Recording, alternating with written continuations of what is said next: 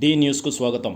ఈరోజు వార్తలోని ముఖ్య అంశాలు. గ్రామ పంచాయతీ కార్యదర్శులు సమస్యలు పరిష్కరించాలని కోరుతూ రాష్ట్ర వ్యాప్తంగా జిల్లా కలెక్టర్ కార్యాలయం ముందు ఆందోళనకు దిగుతున్నారు. శనివారం రాష్ట్ర వ్యాప్తంగా అన్ని జిల్లా కలెక్టర్ కార్యాలయం ముందు పంచాయతీ కార్యదర్శులు సామూహిక సెలవు పెట్టి ఆందోళన కార్యక్రమం చేపట్టారు. గ్రామ సచివాలయ వ్యవస్థ పేరుతో పంచాయతీ కార్యదర్శులపై పని ఒత్తిడి పెరిగిందని వారు ఆందోళన కార్యక్రమం చేపట్టారు. పంచాయతీ కార్యదర్శులు మానసిక ఒత్తిడితో అనేక మంది మృతి చెందారని గ్రామ పంచాయతీ కార్యదర్శుల సంఘం తెలిపింది.